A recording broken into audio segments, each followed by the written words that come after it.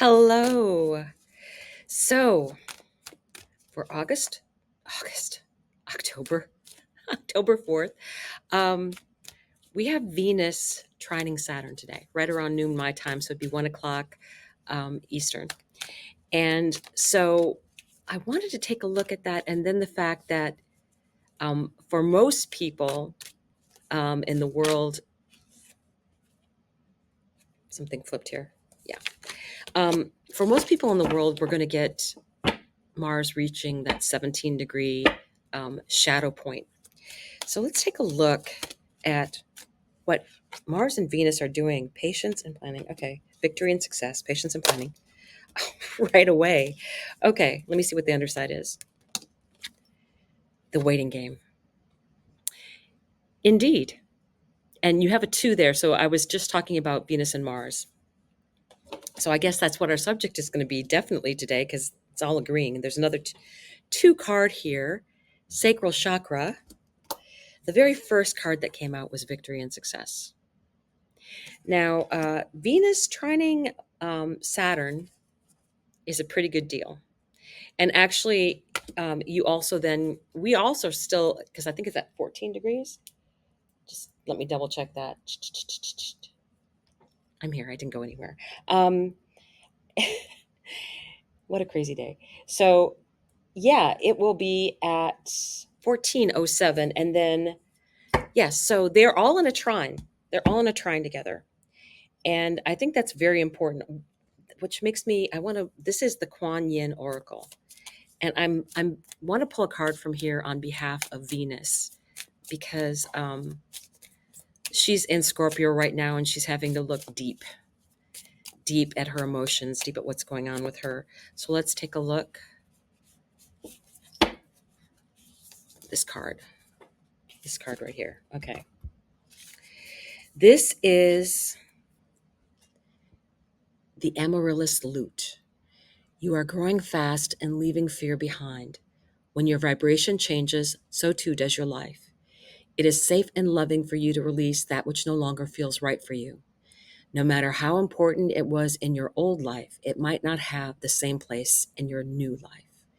Accept healing change now. Yes. So I think that's very much what's going on. We are having, with this eclipse that just happened, and we'll have the energy of this for months and months, we are definitely getting the energy of a karmic ending before we can have a new beginning. And the reason I say that is because this was a South Node eclipse. The South Node was at 6 degrees and the eclipse was at 10. And Black Moon Lilith was at 10 as well. So there's definitely something that we're letting go of from the past in order to move on. And there's a lot of healing energy that has been going on.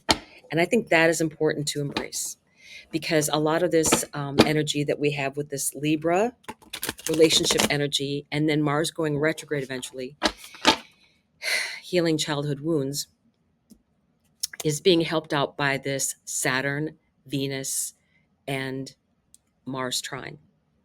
So let's take a look. That's what's going to help us heal those relationship issues because Venus is going deep in Scorpio to look at her own personal wounds. This is the 8 of Wands on the bottom side of the deck and 9 of Swords falling under victory and success. We're just not sure. We're still up in our head. People have been having insomnia, bad dreams, not able to sleep very well at all if they are able to sleep. So what's under patience and planning? Planning pays off. Patience pays off too. And this is a long game, this game that we're going to be having with Mars as a retrograde.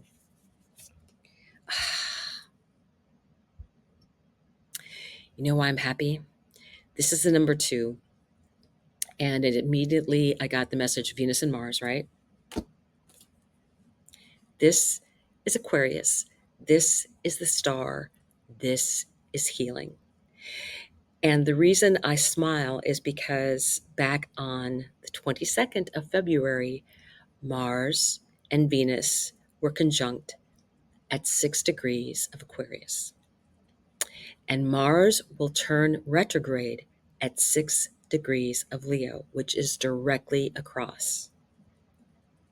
So, also 6 degrees of Leo was the discovery degree of Cheroklo, Chiron's wife. This is about healing. Mars and Venus are getting into a healing pattern right now. I am delighted. I am delighted. Death and rebirth. Capricorn. Pluto is in Capricorn, finishing things up, that 29 degree.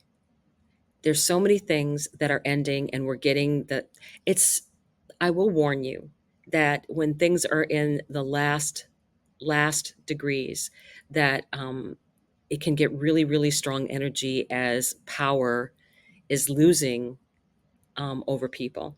And it will try as hard as it can to grasp and maintain power. But that's not going to happen. It's very interesting, too, that this was a 6 card, victory and success. That's 6 degrees. When I looked at it, I was like, oh, 6 degrees, 6 degrees. Very active. Ace of Cups. The center of the reading, Ace of Cups. Because we are releasing these old, worn out, toxic patterns, we get the chance at something new,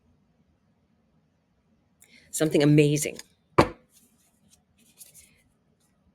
Eight of Pentacles. This comes right underneath the star. Carry water, chop wood. This is what we're working towards, right? I like it. She looks so businesslike from the back, and then you look at what she's working with, right? Her own special little things of magic. Let's see what else. Queen of Cups. This is how you succeed, right? Through all the worry, through all the bad dreams, through all of the Plutonian things, energies that are coming out, right? Death and rebirth. See the infinity symbol? Number 13 card. Card of the goddess. Number of the goddess. Queen of Cups. In the midst of the water. And she's maintaining that higher connection, right? This is how you win. This is how you win. Okay, next.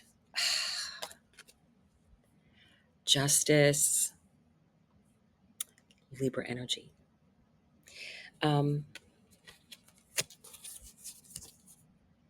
Patience and planning. Success. Open-heartedness. Make a choice that your future self will be proud of.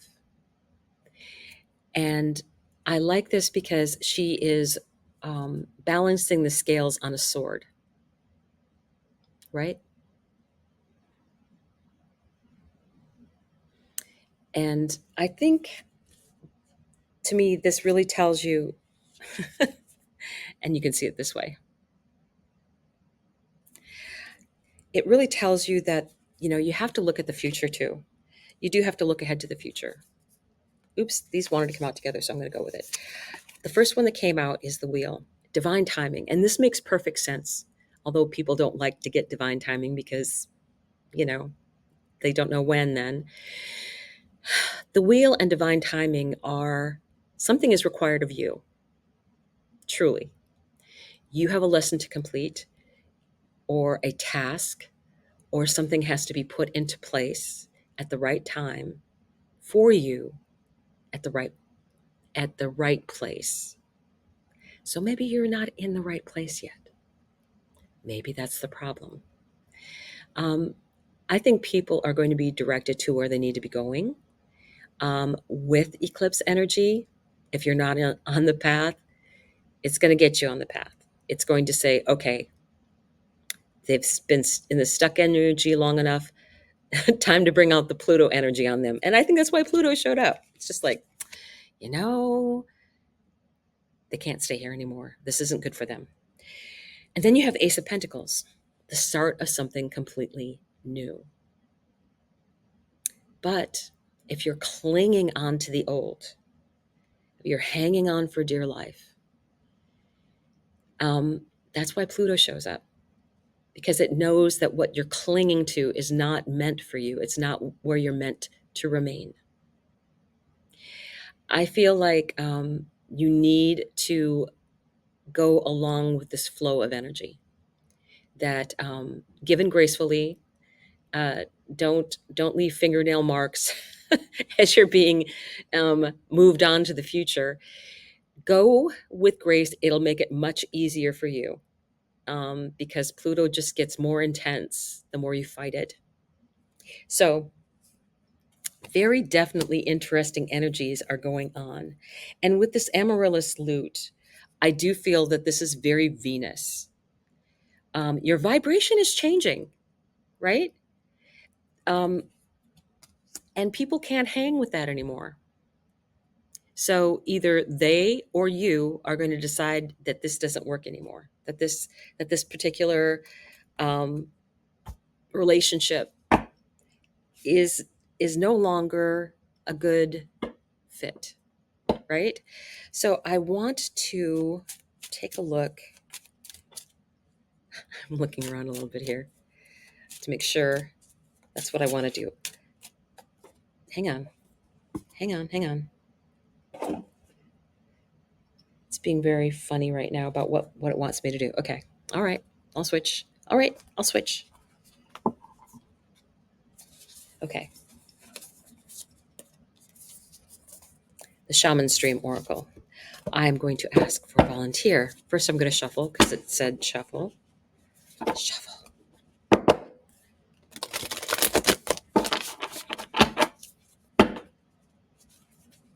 Okay, I want to volunteer then. It's having fun. It's having fun.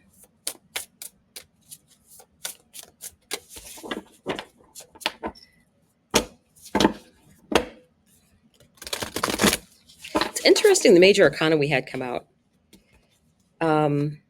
Death, justice, the wheel, the star. Not bad. Oh, what are you? Horned cactus, resourcefulness. 29.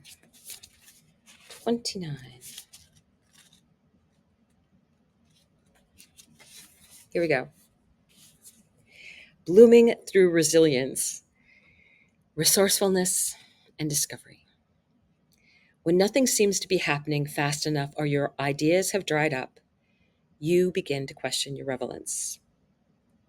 During these periods in life, you might feel like giving up, frustrated and resentful that success will never happen for you. The issue here, however, is a matter of perception. The horned cactus thrives in the barren desertscape, offering you the gift of water when all appears to be dry. If you look at its body, you see the natural thorns that protect it from predators and the elements. What you don't see are the deep roots that extend far into the earth, filling it with a continuous flow of water. This succulent is a symbol of resilience, of resourcefulness, of your needs being met in spite of appearances to the contrary. It's a reminder of the courage and inherent wisdom needed to dig deep below the less than friendly surface that hides a rich underground world. Can you connect to this magical truth and trust? The desert is a mystical place filled with mysterious creatures beautifully adapted to their environments. The horned cactus tells you to take heart. This journey is only temporary, and you will soon be met with greener pastures. But first, you must acknowledge your inner strength and fortitude as you're tested here. Be as the cactus, resilient and resourceful. So I think that you are going to have an in-between place as you're going through this journey.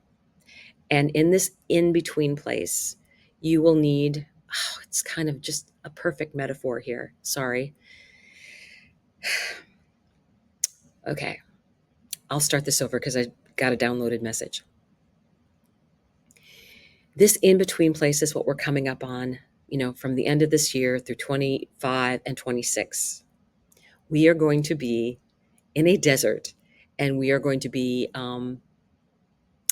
tested, and we need to be resourceful, and realize that greener pastures are going to be coming, and it's something to really look forward to. But this is kind of like the testing ground of who's got it, who has strength in their beliefs, who um, can match the integrity of leaving fear behind, right? This is what I think is happening, because I really got the sense we're going to an in between right now, and it's like, okay, I know that there's really good coming, and there's really, really interesting astrology, to say the least, of what's coming up in 25 and 26. The outer planets are changing signs, like all within 9 months of each other. That's a big deal. And they're moving into fire and air signs. So there's big changes in the world coming, very big changes. And we're all going to be asked to be resourceful and be a deep well. And I think not only for ourselves, but for other people. This is definitely a feeling I'm getting of we're all going to be going to this place in between while we are working through the astrology and what Mother Nature has in store for us, because I don't think this is limited to human error. I think this is a nature thing that's also going to be taking place, as well as some foolish decisions that some governments can make. And over 50% of the governments in the world are having elections this year. So there's so much turmoil and things unknown, and expect more of the same. This is the testing ground. So don't give in to fear. Don't give in to anger. You got this. We all do. So thank you for watching. I will see you tomorrow. Bye.